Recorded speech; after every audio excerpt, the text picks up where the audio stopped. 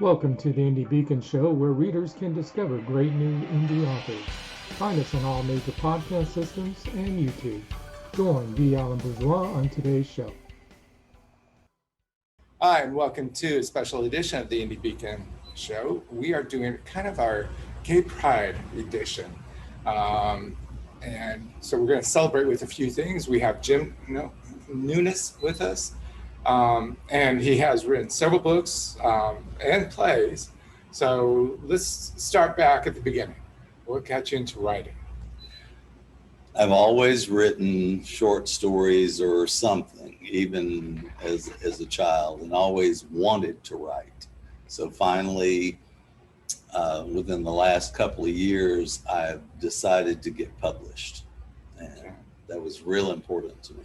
So let's start with the first item you published, because it's not really, excuse me, a book, but it's more of a play. Is that right? It's a 3-act stage play, and it is kind of a reminiscent of my life, so a memoir as such, but in a fictional setting in New York. So I took my life and rearranged where I lived and made me a little bit more successful at what I did in play acting, because I've done some of that. That I added this, and I made it somewhat musical also.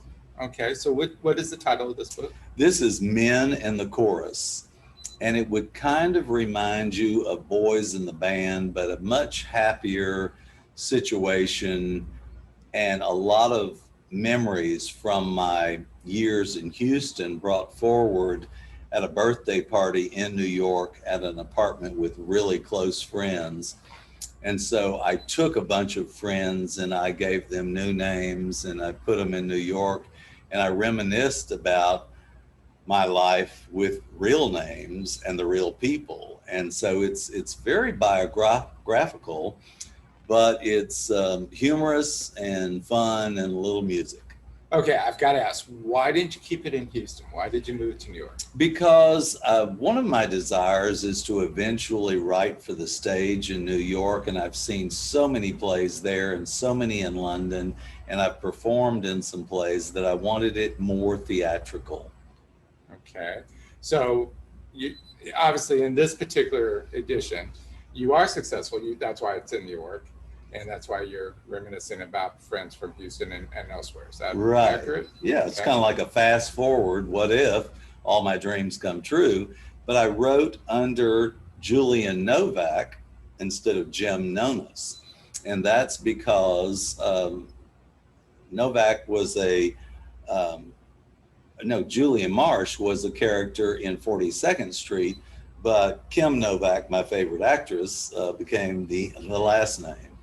All right, so you're pulling from famous people that you admire to create your pen name. Right. Yeah, cool, okay. So give us a little bit more about the storyline. The Men in the Chorus, there's a birthday coming up for the birthday boy, who is Julian Novak, and he's on his way back from London, and his close friends gather in his penthouse. And this reminded me of Truman Capote's True, where he had this penthouse overlooking the United Nations building. And so when I stayed above the United Nations, I got this idea. I went next door and looked at a $4 million penthouse and decided that's where I would place this action. Okay. Simply because of how it overlooked, or pulling back from what you... It had to do with the Truman Capote story and the fact, and it was an upgrade from the apartment in Greenwich Village with Boys in the Band. This was a more sophisticated approach in my mind for a very successful actor. Okay. Now, you mentioned that you had created characters for this, but you were talking about people who you actually knew. Absolutely. So why that difference? And what issues did you run into using real people's names? Well, I used them in the flashbacks to an earlier life in Houston, and I had no problem with that. But I wanted to create a character for my actor buddies, and all of these men in the chorus I've acted with in other plays. And so I gave them a new stage name and a new persona, but I stole some of their identity and some of the best traits that I liked about them, and I put them into these parts. Now, writers do that a lot, with characters. I mean, in my first book, I killed off, I'd say, a dozen people who I actually personally hated, and didn't adjust their names, but definitely made sure their characters were there and stuff. Right. And I just lost the train of thought I was going with that. But doing that, did any of your friends recognize themselves? The ones that are living, yes. But a lot of people that I have been friends with for many, many years and also acted with or behind the scenes at the stage, they have passed away. So I wanted to bring them back to life, and I do that in a lot of my work. I resurrect the dead. Okay. We've got about 4 minutes left of this segment. When you resurrect people from the past that have passed on and stuff, it brings a lot of bitter memories, sorrow memories, does it not? Or are you just picking on the more happier ones? Not for me. I really focus on the joy, and also when I'm writing, I can write dialogue as fast as I can write because I can hear them in my head speaking that line, and frequently the dialogue is something they have said in the past, and I've brought it all together and put it into a story. Okay. Has it been performed anywhere? This one has not, and this is the one that I really would love to see on stage. My other work has not been performed either, but it's more of a movie script, so that is for later. But this is Men in the Chorus is the one I would really like to see on stage and help tweak it, especially with the music, because I've got the melody to the one theme song that's sung in here, and this has a surprise in it. This is if something that I had done in the 70s turned out and resulted in a child that I never knew about. Okay, sounds like one of those drunken moments. Well, kind of. And evidently there were several. We'll leave that alone for people to discover. Right. You've mentioned the song. You've written some music. I've written a lot of songs and melodies, and many years ago, before Hurricane Ike, we were about to perform a collection of my musical discoveries at the Opera House here in Galveston. I had put together a musical about Jean Lafitte the pirate, and we were preempted by Hurricane Ike. Just didn't happen. Any plans to reignite that? I've never forgotten that one. My dear friend that helped to compose the music to my melody and my lyrics is not really available right now, so I don't know. It's going to be a little bit more difficult to recreate, but we did go to a recording studio and record a bunch of the songs. Okay, cool. This is a perfect spot for us to stop, take a break, and we'll come back and we'll talk about your other book. Okay, great. Mary Ann Fairmouth is a career consultant with 30 years experience in the national recruiting world, a multi-award-winning author in multi-genres, and a speaker that gives presentations to help you succeed. Her book, Revolutionary Recruiting, made the top 20 global list of recruiting books. Find her on Amazon, your favorite bookstore, or at fairmouth.com.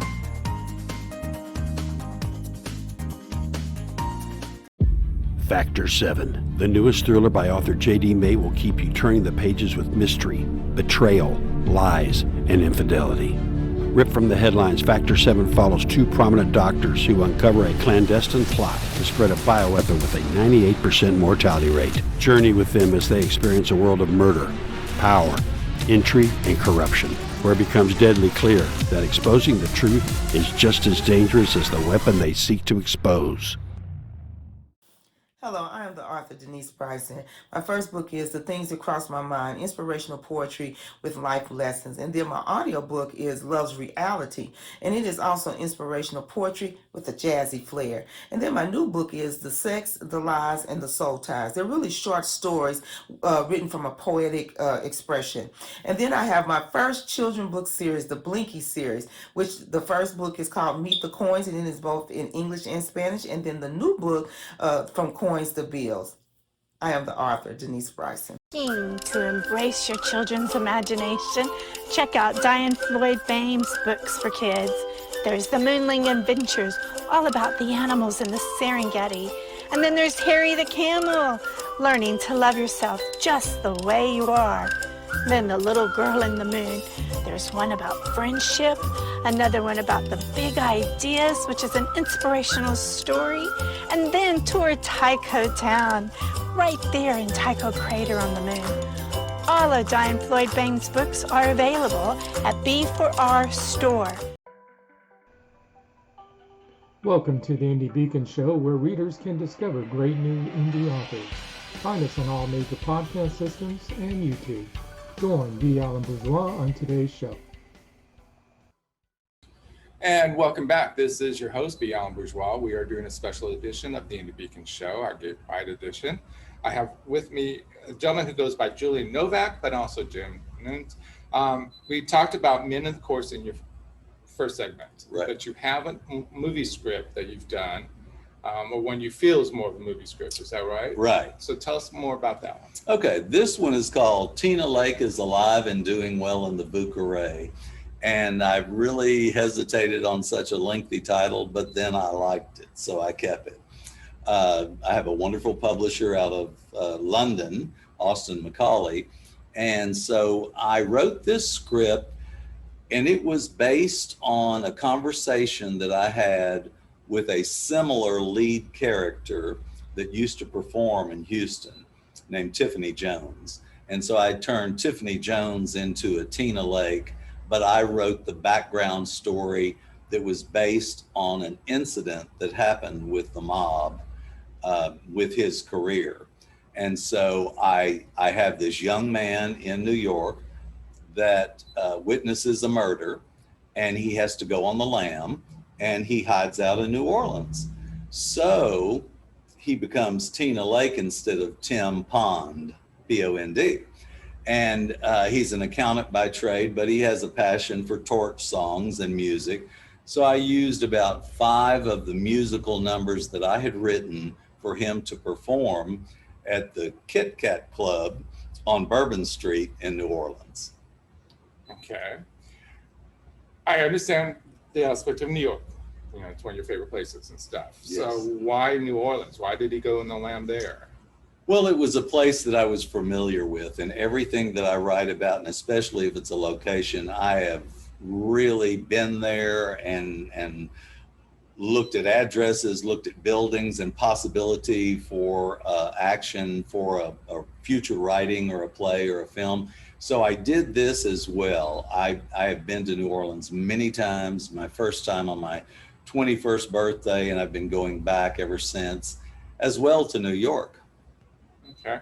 So based on what you've said so far, I'm assuming that Tim is actually a drag queen or performing. He is posing as a woman in New Orleans to escape the hand of the mob. He doesn't know it, but he winds up at a cabaret club that is not owned by the mob, but they use that owner and that location to launder money out of New York. So he falls right back into Falls their hands. right back into it, but what a better place to hide, under their nose. True. So would you classify the character as a drag queen or as transgender or what? I think he's really just hiding out. I haven't really tried to write more into him other than he is a desperate person to disappear, and this was the best way he could disappear and still work as an individual. Okay, so for me personally, I immediately thought of Victor Victoria because of that change. So obviously his voice Mhm. has got to be high enough to be considered as a female. Is that correct? Right, right. Okay. And he's small in stature, and he carries it very well. This is so interesting that it reminded me of Tiffany Jones back in the day, who was a small but muscular young man and did lip sync. He did not sing his own songs, but my character does. My character has this great love for music. And I asked Tiffany Jones, I said, why don't you perform your own songs? He said, because I can't carry a note in a bucket. So, so anyway, it's a combination of people that I've known and things that I've seen, but I got to inject a lot of songs that I had written for the stage. Okay, that was my next question, whether or not you were able to pull some of your songs into this and stuff. I did. I used some songs that I really had written for a musical about Jean Lafitte, but luckily there was a wide range of music. There is a jazz tune, there's a lullaby, there's just a torch song. So I got to use that variety with him in this Kit Kat Club, and it all seemed to work out, especially since it was set in New Orleans. Okay. So I understand the character aspect coming from Tiffany Jones of Houston, Mm-hmm. but the storyline, where did that come from? Well, I had an interesting evening with Tiffany Jones, and we talked about the mob. And so I wanted to recreate some of that threat on his career. And so I did this in reverse. He starts out as an accountant instead of a performer. And he witnesses this murder in the next room. And it's very interesting. That character that is murdered is taken from a dear friend of mine that's still living, and most of the language out of his mouth is in the book in the first chapter, and he gets murdered pretty fast on. I mean, it's very early on in the book. Okay. Did you dislike him? No, or was he's one of my most humorous characters that I know, and I'm working on a third piece, and he is one of the main people in the third piece, but he gets to live in that one. Okay. Yeah. All right. It's interesting to take a friend and to kill them off. Usually we take our enemies and get our satisfaction, work through our emotional issues. Yeah. This last book, when did it come out? This one came out in 2020. And so it's my most recent. And it was, during that downtime, I had a lot of time to work with London on it and get it tweaked and finalized. And so they haven't been out very long, either one of them, but within this past year, at the start of the year and now toward the end of 2020, the book array came out. Okay. Have you had any luck getting it in front of producers or getting them to be aware of it? Do you know, I have had several producers read them. I've gotten wonderful feedback and wonderful comments. I'm just kind of looking for that first stage opportunity. I would love to see, especially Men in the Chorus, performed in New York, since it's so similar to A Boys in the Band, but it's really a much happier ending in a way, and it's equally as deep. The surprises alone in that book are very astounding. The second act is very serious. The second book, I really could see it becoming a movie. Okay. Now, ideally, a lot of us, authors would love to see our books turned into movies and performed on Broadway and things of that nature. But are you okay if somebody says, let's start off in Houston or Austin or New York? I would be delighted, and I would throw everything I could behind them to help make that happen. I would definitely work on all the musical numbers, and with any aspect of staging that they asked me to do.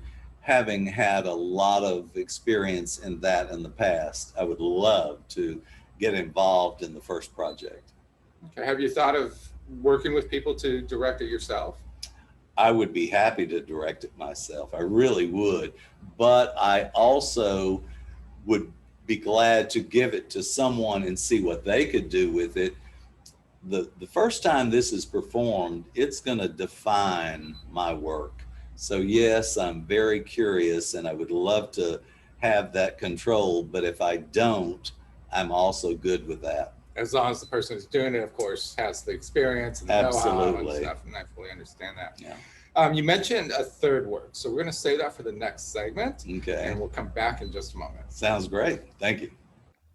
Publishing marketing package for authors. $1,500 value, save 40% now. Includes a 6-piece marketing kit of 250 bookmarks, 250 business cards, 250 postcards, 1 table banner, 1 table runner, and 50 download cards, plus book cover design, ebook creation, PDF setups, upload to Ingram Spark, scroll placement, video commercial, and interview on IBS. Plus much more. Email bourgeoismedia@look.com for details or bourgeoismedia.com. Hi, I'm Mel Greenberg, author of Running with Our Eyes Closed, book 1 in the Empty Nested series. To the world, Samantha has the perfect life. 3 wonderful children, a loving husband, so she thought, and a life split between Dallas and Italy. When her youngest leaves for college, it all comes crashing down, forcing Samantha to re-examine everything. Over 7 days in one of the most romantic countries in the world, Samantha faces the past she thought she'd overcome and begins to redefine her role as a woman, a wife, and a mother. What would you do if you had to put your life on hold to care for a loved one? Well, during COVID, almost all of us have been doing just that. I'm Charlotte Canyon, award-winning author, actress, and speaker. And my book, You Have to Laugh to Keep from Crying, shows you how you can revive, thrive, and survive with 4 golden rules. You have to love one another. You have to respect one another. You have to have patience with one another. And most of all, you've got to forgive one another. I'm Charlotte Canyon, and I approve this message. Welcome to the Indie Beacon Show, where readers can discover great new indie authors. Find us on all major podcast systems and YouTube. Join B Alan Bourgeois on today's show. And welcome back. This is your host, B Alan Bourgeois. We are talking with Jim, who has written 2 books, one ideal for a play, one ideal for a movie, but totally different pieces. You mentioned earlier that you're working on a 3rd piece, so let's find out a little bit about that one. Okay, so The Red Flag is a parlor room comedy / drama, and it happens at Mercer House in Savannah, Georgia. It's a place that's very dear to my heart for a lot of reasons, and I have been there. I've checked it out. I even have an illegal picture of their living room.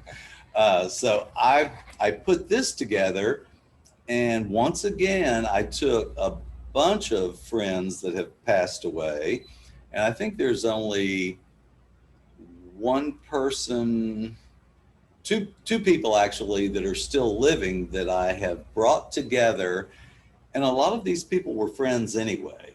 But this is a fantasy situation on the 4th of July in Savannah, and they're celebrating this holiday, but there's a red flag that pops up, and it's a really deep, interesting approach to what's going on, but it's slowly displayed through this conversation of friends that are extremely wealthy, well-heeled, well served on alcohol, and they have a wonderful gathering, but they're, once again, I always throw in a surprise, and it's kind of like, guess who's coming to dinner? And sure enough, he does. So I'm looking forward to this one being a stage play.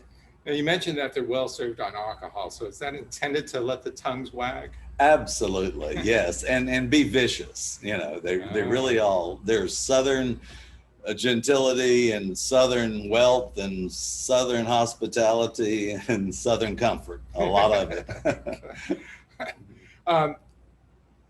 Why Savannah? I mean, it is a place you mentioned that you have fondness for in your heart at this particular place. But with all the travels you've done, why that particular city?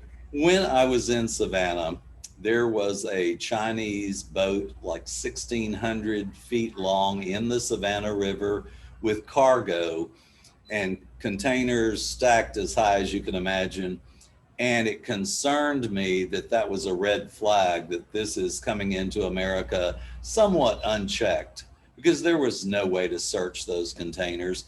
And so I used that as kind of the very ending to talk about this red flag that we should all be aware of. So this, as fun as this is, it's a little deeper than that. And I slowly make my way through some red flags. And I chose the house that Jim Williams was in, the Mercer House, and he once hung a Nazi flag on his balcony. So I start with that flag with this new renter who is a potential owner of Mercer House. And during the play, they reveal that Mercer House is under contract with covenants to keep it open on holidays as a visitation home museum. So I've used all these crazy ideas, and there are no songs in this one, and there should be. I mean, Johnny Mercer would be crushed. All right. So our question is, when do you plan on having that released? This one probably is like one short chapter fix away from being ready for publication. I don't know that Austin Macaulay would be interested in yet another play or play script. They would rather have a novel. I lean toward stage plays. I really do. And you have no interest in creating a novel, a fictional story? Not yet. I want to create a novel, and I want to write one later, but I want to write that about Jean Lafitte, the character that I've been studying for the past 27 years. And so I do talks about him, but I'm saving a serious book for a serious subject. Okay. Now, you have waited until you're much older in age to do your writing. Is there a particular reason you waited? Life got in the way. And I started out painting when I was in my 20s. I was always writing, but I finally decided that I needed to express this part of me and get it off of my desk. Okay. And get it out there. Interesting you say life got in the way, because it has done that for most Americans in some way, one way or another, most artists, creative aspects. Real quickly, because we're almost at the end of this, Thank you for watching or listening to the Indie Beacon Show, produced by B Alan Bourgeois for the Authors Marketing International LLC. Copyright 2021. Voiceover by B Alan Bourgeois. If you would like to be a sponsor of the show, please email us at authorsmarketing@outlook.com. If you would like to be on the show, please complete the form found on our website at indiebeacon.com. You may also watch previous year's shows on the website. Music is Frolic of Words, created for Indie Beacon